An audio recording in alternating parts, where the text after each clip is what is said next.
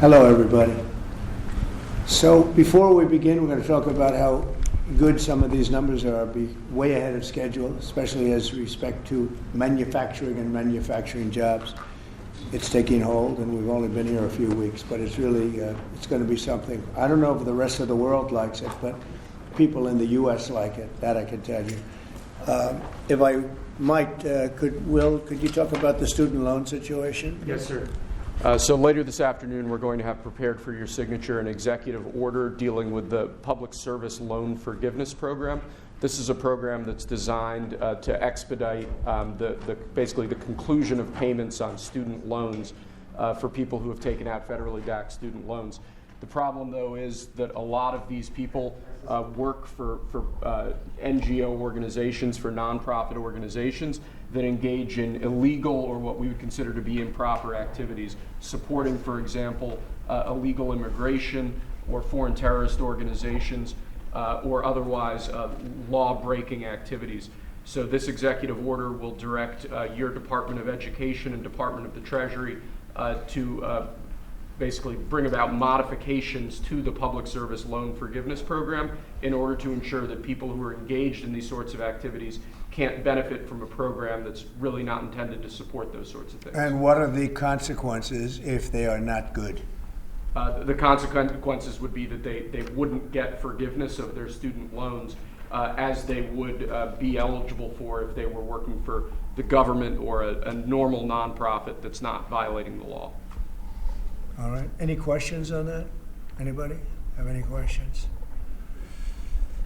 So we'll talk about the manufacturing turnaround, and it's been very early, but it's pretty significant. The numbers were much better, as you know, than projected by the media, and a little surprising, actually, how strong, how fast, because we have many companies are moving into our country.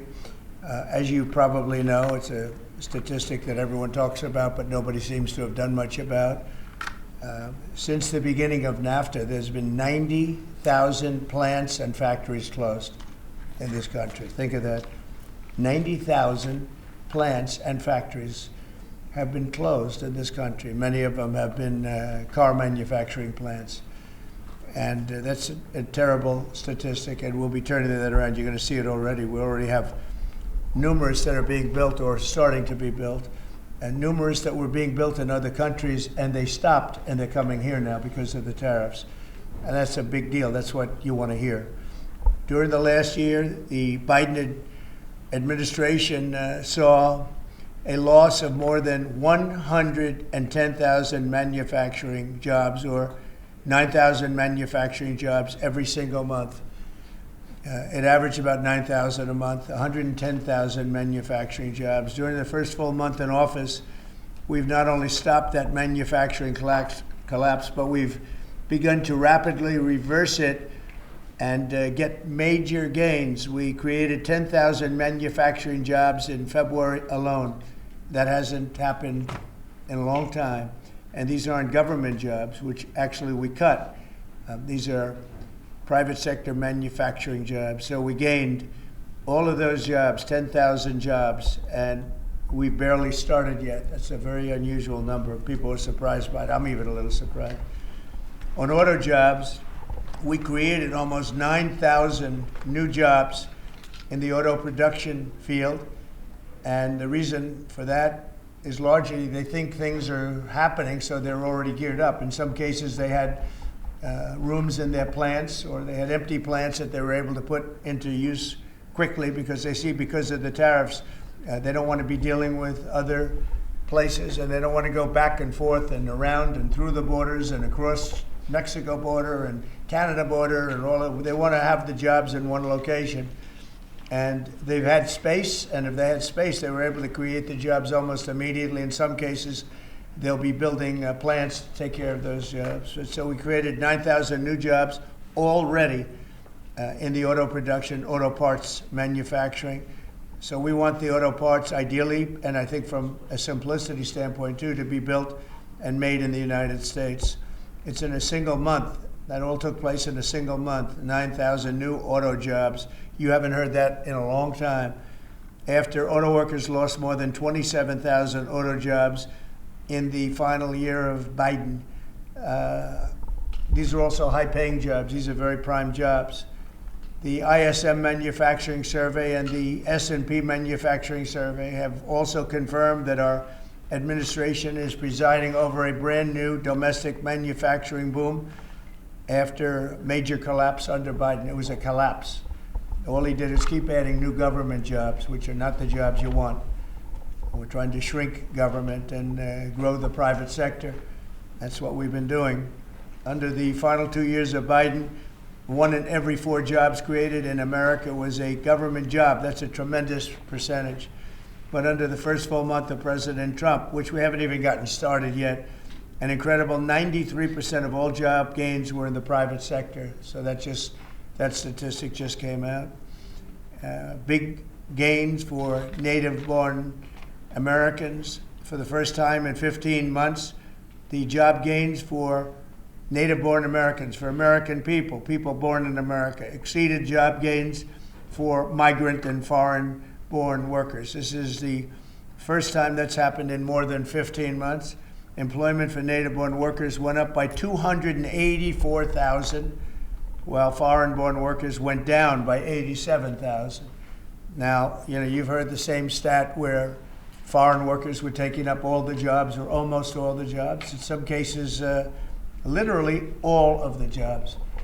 And now it's 284,000 native-born jobs here, people born in our country, 284,000, while foreign-born workers went down by 87,000. First time that's happened in a long time. So these are incredible numbers, and they're very early. I mean, we're here for 5 weeks, but we have been talking about it since the big win in November 5th. So a lot of these people, they listen to us speak and they say, well, I'm going to gear up, and they're gearing up. And so they've been gearing up. They've had a little time. It's not just 5 weeks. It's 5 weeks plus a few months. And they put it into effect pretty quickly. They have confidence that what I'm saying is going to happen. So with that, I'd like to ask a highly respected gentleman, Kevin Hassett. He's been with us for a long time, and he's been right about a lot. We had the greatest economy in history in the first term, and Kevin was a big part of it. So Kevin, could you maybe give it a little description, please? Yeah, thank you very much, Mr. Trump. I think that the 3 things that you emphasized during the campaign is that you wanted to create domestic, high-paying manufacturing jobs, that you wanted to end wasteful government spending and reduce the unproductive government workers, and in fact unleash them into the private economy where they could be more productive, and to create jobs for Americans. A lot of people said that if you deported illegals, that employment would go down because no Americans would take those jobs. And if you look, 280,000 American-born folks were hired, manufacturing jobs are going up, and this is just out of the expectation of your future policies, really, sir. It's in April when your Reciprocal Trade Act is expected to happen. The tax cuts haven't passed yet. And so people are clearly expecting the golden age. And if you want to forecast the future numbers, everybody, just keep in mind that President Trump has already gotten us $1.7 trillion in commitments of new factories. And those haven't even happened yet. Those aren't even in the numbers. And so I expect this is going to be a glimpse of a golden age to come, sir. Thank you very much. One other thing, in Canada, we find that they're charging us over 200% for dairy products. You know about that. And when I left, we had that well taken care of, but under Biden, they just kept raising it. Very difficult to deal with, the Canadian representatives. 250% for dairy products, tariff. So where do you hear that? You don't hear that. They have a tremendously high tariff. Give you the exact numbers in a little while coming out, on lumber. So they sell us lumber. They have a tremendous tariff. They make it impossible for us to sell lumber or dairy products into Canada, but our numbers are a tiny fraction of that, almost non-existent. And what we're doing is freeing up our forests from the environmental nonsense that they put on them, where you can't cut down a tree. And we have to cut down trees in order to build the firewalls. And those trees are sold, but we're freeing it up on an emergency basis because Canada has been ripping us off for years on tariffs for lumber and for dairy products. 250%, nobody ever talks about that. 250% tariff which is taking advantage of our farmers. So that's not going to happen anymore. They'll be met with the exact same tariff unless they drop it. And that's what reciprocal means. And we may do it as early as today, or we'll wait till Monday or Tuesday. But that's what we're going to do. We're going to charge the same thing. It's not fair. Never has been fair. And they've treated our farmers badly. Look, our country's been ripped off by everybody, and that stops now. I had it stopped in my first term, and we're going to really stop it now, because this has been very unfair. Our country, from an economic standpoint, a financial standpoint, and a trade standpoint, has been absolutely ripped off by almost every country in the world. Canada, Mexico, and then you just go right down the line. India charges us massive tariffs, massive. You can't even sell anything into India. It's almost restrictive. It is restrictive. You know, we do very little business inside.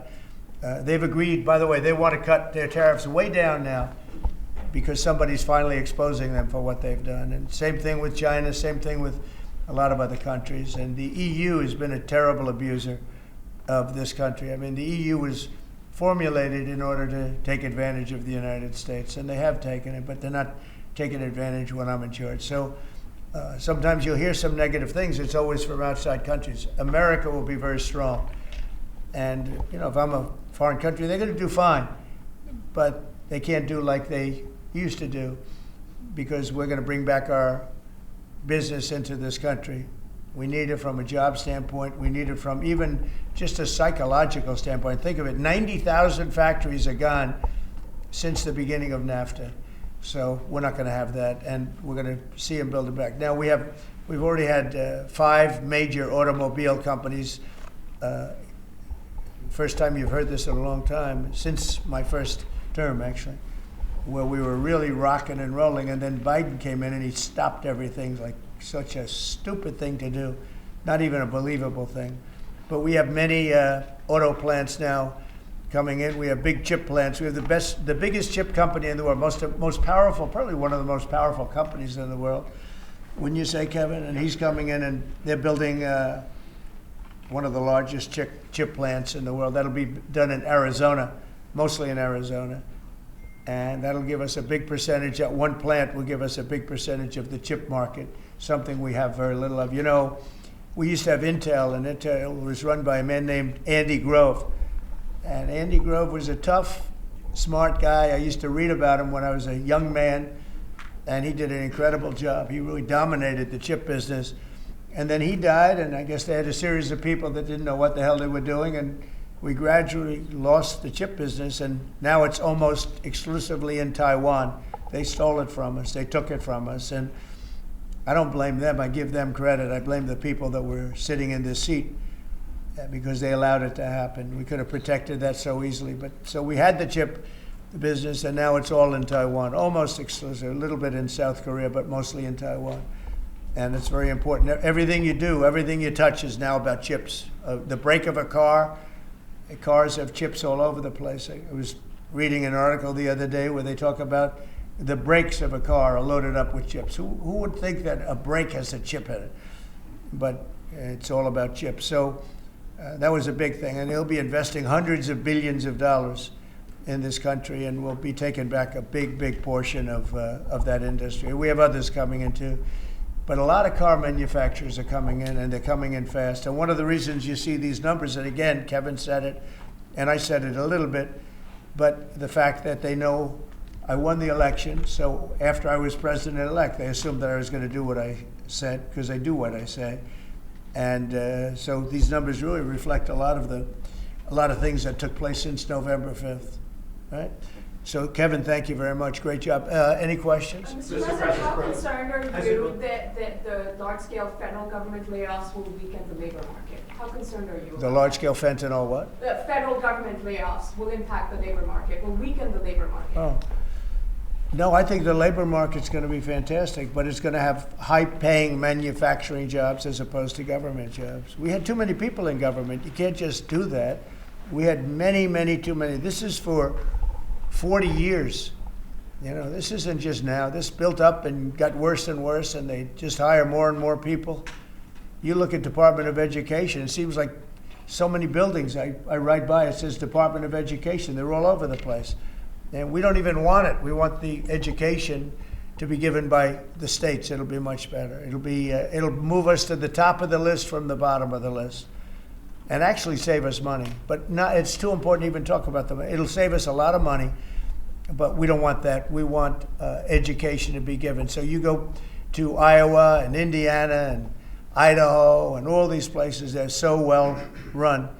They're going to be producing education that will be the equivalent of, like Denmark is one, Norway, Sweden. Actually, China is one of the better in terms of education, and so we can't blame size anymore. You know, China has 1.4 billion people, but they're very high on their list. The one thing we're doing well on, we're number one on the list, is cost per pupil. We spend more money than any other country in the world by far. So I jokingly say the one thing we do well on is the cost. We spend more money, and yet we're toward the bottom of the list. Yeah. Mr. President, I want to ask you, the joint address, millions of Americans watched your joint address earlier this week where you warned that there could be a little disturbance that Americans could feel as a function of these taxes, these tariffs. How much disturbance are you willing to accept in the near term as a function of that? And to set expectations, how long should Americans expect things to cost a bit more? Well, so far, Peter, there hasn't been very much because these numbers are coming out. We're here for just a little over 4 weeks. And these are fantastic numbers. I was watching some of the reports this morning. They were surprised. There could be some disturbance, a little bit of disturbance. I solved a little bit of that because I have respect for our auto companies, and I gave them a little bit of a 1-month reprieve because it was unfair, although I'm sure they'll take advantage of it. I see they're driving a lot of cars into the U.S. to try and avoid the tariffs, and they're taking advantage of it a little bit. But they called me, they asked me, they said, could they have a little bit of help? And I decided, they're American companies, USMCA, and I let them have that. But this really kicks in, the reciprocals, kicks in on, let's see, I guess the 2nd. And I wanted it to be the 1st so badly, it just didn't want to be on April Fool's Day. So I made it the 2nd. That's going to cost a lot of money. That one day is going to cost a lot of money, but that's okay. But I don't see it. I don't see anything. I see good reports. I think we're going to have good numbers from the beginning. Now, globalists won't love this because this brings jobs back to America. So if they're coming back to America, maybe you'll lose some in other parts of the world.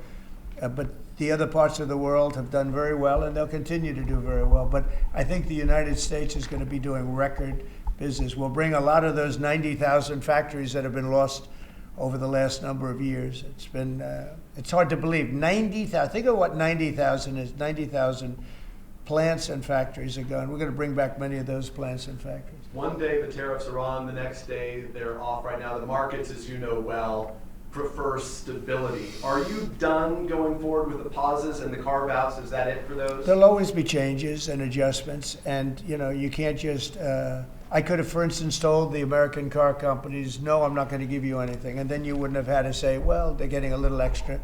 It's just a little bit of a 1-month reprieve. They're very happy about what's happening. They won't have to go across borders, and you see the zigzag, and you have a fender made in Canada, you have something else made in Mexico. We don't want that. We want it made here. But there'll always be some modifications. I mean, if you have a wall in front of you, sometimes you have to go around the wall instead of through it.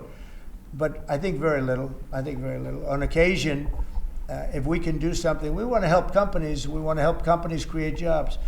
So I could have left that, and you wouldn't have had a minor change. Instead, I was asked by the real majors, the big majors, if they could do this, and I said, yeah, I'll do it. I want you to produce a lot of jobs. And numerous of the people, actually all of the people I spoke to have already been, they're very much on the way to already doing it. That's why you have auto jobs increase. And the man, I don't know him, Sean Fain, I don't know him, and I did great, as you know, with the auto workers, with the Teamsters, with unions, I did fantastically well. Best numbers ever by a Republican. And I have a lot of respect for those people. But Sean Fain, who I don't know, but wasn't a supporter, although the auto workers were big supporters. I watched him last night, and he said Donald Trump is absolutely right on tariffs. He said, what he's doing on tariffs is an incredible thing. And it's about time somebody had the guts to do it, because we're going to save auto manufacturing. And I said to people when I was campaigning, you're going to have so many auto jobs, you're not going to believe what's going to happen. We're going to load up Michigan. I won the state of Michigan, as you know. And part of the reason I won it was I got a lot of auto workers that voted for me, Detroit, etc. But I think people are going to be very surprised. Yes? Thank you, Mr. President. You mentioned in your remarks chips manufacturing, how a significant percentage is now in Taiwan. You also mentioned it in your address to Congress, and you called on Congress to overturn the CHIPS Act, which had bipartisan support in the last Congress. Why would you like to see this particular law overturned, Mr. President? Because it's hundreds of billions of dollars and it's just a waste of money. Now, some people have already taken the money and used it. Actually, it's very hard to qualify because they go by race, they go by gender, they go by all sorts of things. Nobody's ever seen anything like it. You won't be able to find those people. So I don't even think anybody can qualify. They have so many different categories in order to qualify.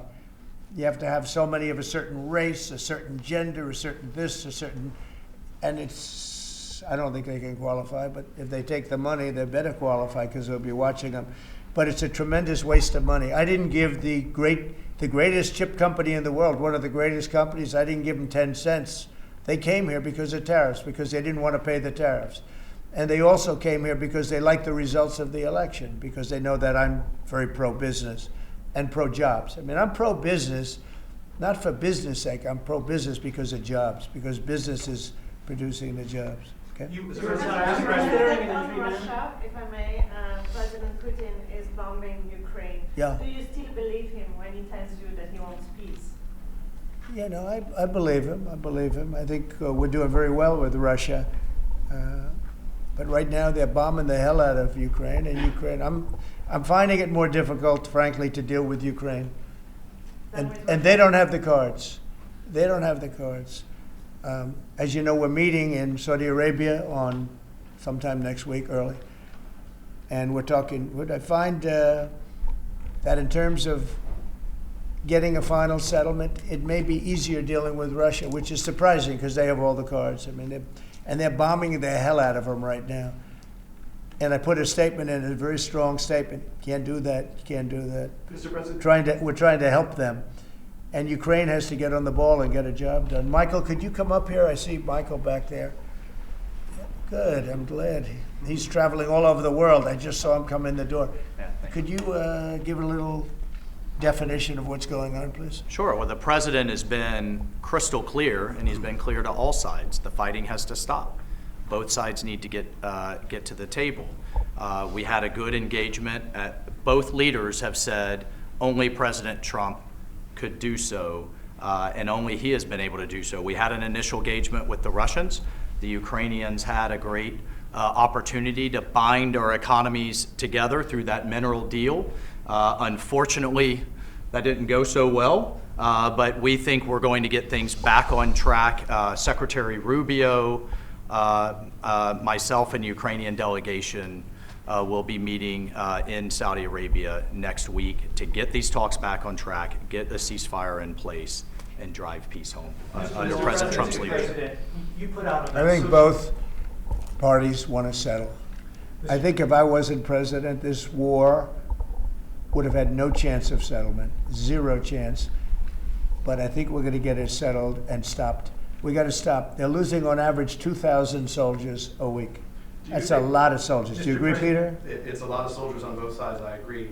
Do you, Mr. President, think that Vladimir Putin is taking advantage of the U.S. pause right now on intelligence and military aid to Ukraine?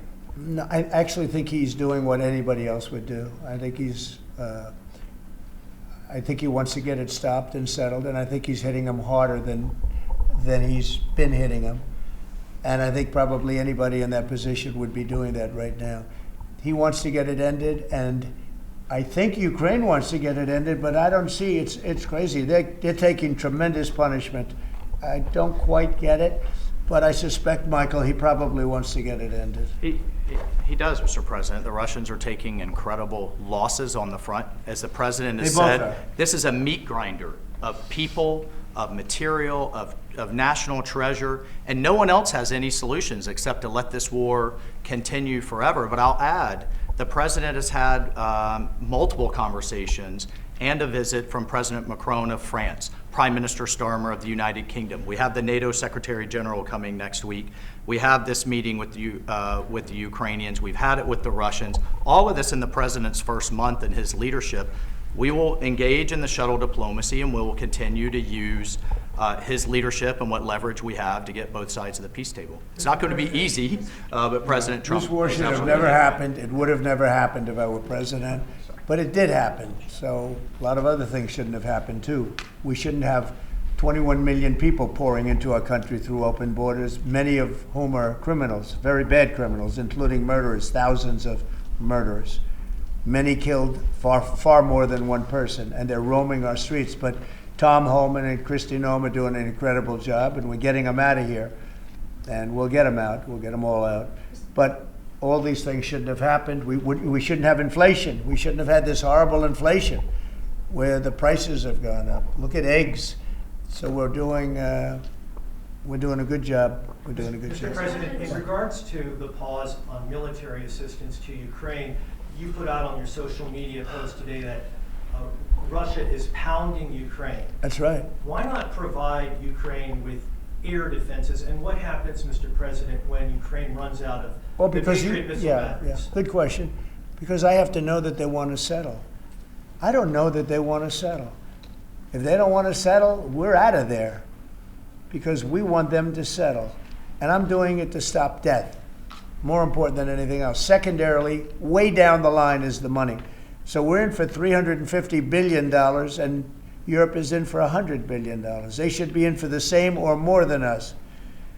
And, you know, I watched over the last week or so what's going on in Europe. This thing could end up in World War III if we don't get it settled. This could really end up in a World War III. We got to get it settled. So on Iran, how confident are you that the Iranians will negotiate with you? And is Israel on board with this outreach? Yeah, I saw the hostages the other day. They came in, people that were not young, some young and some older, much older. And they gave, it was hard for them to do it actually. They gave statements as to what happened. I was asking, what happened? How was it? I said, did you see anybody in there that was kind, like out of the hundreds of people that you were seeing, Hamas? Did some of them wink at you and say, don't worry, you're going to be okay, or give you a piece of bread, or no? I said, were there any people that were like kind? I was shocked. The answer was nobody. There was nobody. Just the opposite. They'd be slapped and punched. One man broke his ribs. He couldn't breathe for a month. It was brutal. I was so surprised. Could you think there'd be a couple of people that would be kind, that would say, you're going to be okay, but they had none of that. It's pretty amazing. Brian? Thank you, Mr. President. He's a kind person. Well, according to the Although not not to Zelensky, he wasn't. Well, you know what, that's another But to Trump, he's conversation. been good. Yeah. Go ahead, Brian. Nice tie, by the way. Thank you. We, Thank you. I like yours too. Two questions. One on peace. Why don't you think any other European countries are offering a peace deal? It seems like no one's come to the table for peace except for you. Yeah. It's a very good question. Sometimes questions aren't answerable. They're in a very unusual position. They don't know how to end the war. I think I do know how to end the war. Despite the Russia hoax, I've always had a good relationship with Putin. And, you know, he wants to end the war. He wants to end it. And I think he's going to be more generous than he has to be. And that's pretty good. That means a lot of good things. Because frankly, you could have made a great deal if this war never started, you could have made a great deal. I don't know that anything would have had to be given up. This was not a war that was going to start, Brian. And it didn't start. For 4 years, somebody said, well, how do we know that? Well, for 4 years, it didn't start. I used to speak to Vladimir about it. I used to speak to him about it at length. It was the apple of his eye, but there was no way he was going in. And he knew, there were going to be consequences. But it did start. I mean, think of what happened. Inflation, You have the war with Ukraine and Russia, that wouldn't have happened. October 7th would have never happened. Israel, they had no money. Iran had no money. Iran was stone cold broke, and now they have a lot of money. And that's going to be the next thing you'll be talking about is Iran. What's going to happen with Iran? And there'll be some interesting days ahead. That's all I can tell you. You know, we're down to final strokes with Iran. That's going to be an interesting time. And we'll see what happens. But we're down to the final moments. We're at final moments. You can't let them have a nuclear weapon. I think that I would have had a deal within 1 month after the rigged election of 2020. They were all set to make a deal. And then when I lost, they saw this person who's a stupid person, very stupid person. And they said, let's not make a deal. And they were right. He took the sanctions off. They became rich under Biden. They went from having no money to having $300 billion. All in a short period. It's oil. Oil builds up fast. It's a nice living if you have a nice oil well. And they do. They have a lot of nice oil wells, right? So anyway, it's going to be a big thing. It's an interesting time in the history of the world. But we have a situation with Iran that something's going to happen very soon. Very, very soon. You'll be talking about that pretty soon, I guess. And hopefully we can have a peace deal. You know, I'm not speaking out of strength or weakness. I'm just saying I'd rather see a peace deal than the other. But the other will solve the problem. Mr. President, your allies are calling on you to pardon Derek Chauvin. Are you considering pardoning Derek Chauvin? No, I haven't even heard about it. No. Mr. President, on peace. I haven't heard that. In the first term, you may recall, I broke the news that you were nominated for the Nobel Peace Prize. And the reason for that was the work that you led on the Abraham Accords. I spoke yesterday with the member of parliament, the Norwegian parliament, that nominated you. And he said what the Nobel Committee is looking for from you, Mr. President, is security guarantees for Ukraine. Is that a possibility, Mr. President? So, before I even think about that, I want to settle the war, get it finished. Because if I'm not here, nobody's going to settle it. And President Macron has said that, and everybody said that. The prime ministers and presidents. We're pushing very hard. That's all I'm thinking about now. As far as the question about security later, that's the easy part. The hard part is getting it settled. We got to get them. We're losing 2,000 human beings every week. More than that, actually. 2,000 nice, young, although they're getting older because they're drafting much older now. In the case of one country, much older, because a lot of the young people have been killed. It's very sad, and I'd like to see if I could stop that. And I'd like to also see if we could stop making these massive payments from the United States. I mean, Biden gave away money like it was water, with no anything, got nothing for it. Europe did it in the form of a loan. They get their money back, we don't. So that's how we came up with the rare earth deal. But we started, behind the 8 ball. He could have gone to Europe. He could have said, "Come on, you got to put up money with us. You got to put up money with us." But he never did that. They just kept handing money out because he was grossly incompetent. All right, thank you very much, everybody. Thank you. Thank you very much. Thank you. Thanks, guys.